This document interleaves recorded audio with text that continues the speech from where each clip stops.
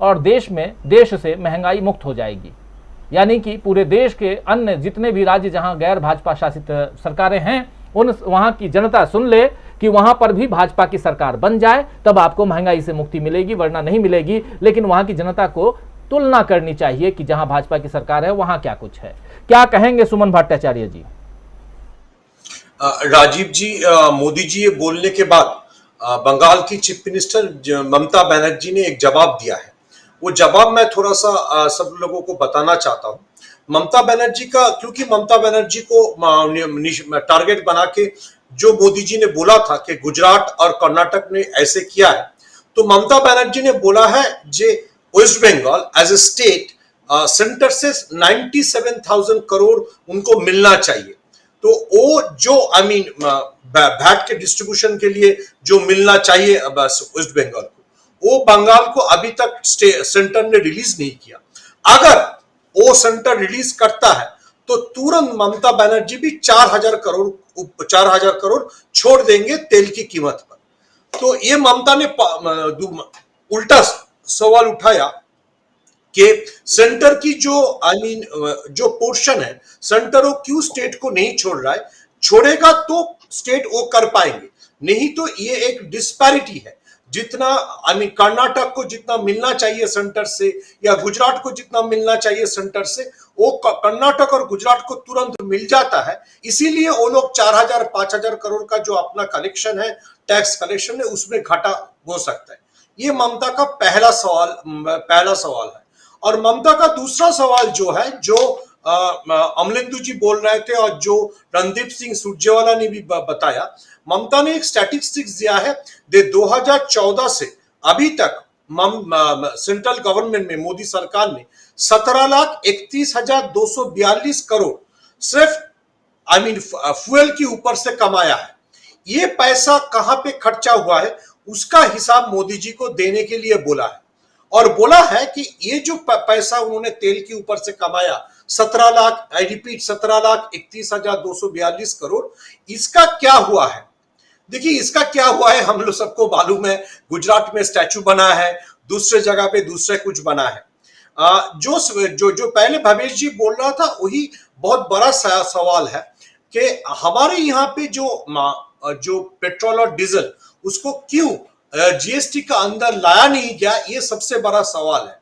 और ये इसलिए सवाल बनता है, जो रणदीप सिंह सुरजेवाला ने आज बताया, उसका तो वो एक हिस्ट्री को रिप्रेजेंट करता है।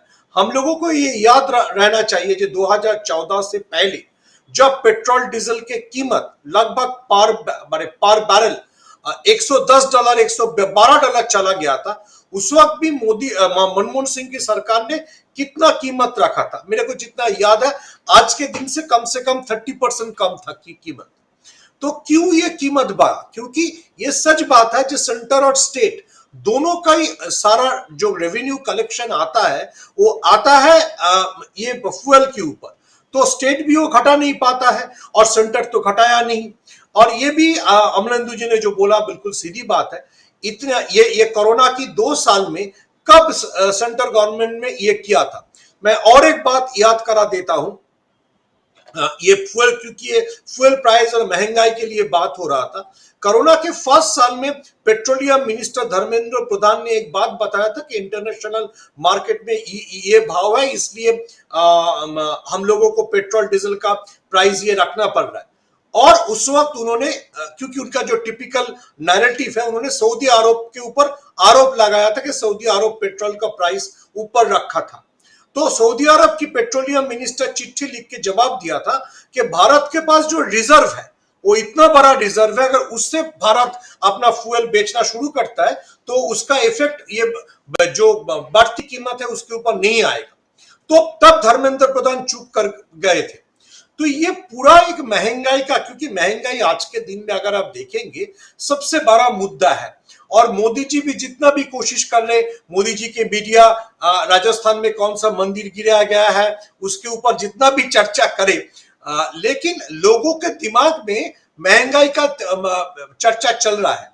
तो मोदी जी जहांगीरपुरी, राजस्थान, ये सब कुछ जो कम्युनल नैरेटिव है उसको जितना भी सामने लाए उससे काम नहीं बन रहा है, इसीलिए अचानक से ये महंगाई का सारा जो क्या मैं बोलूं, सारा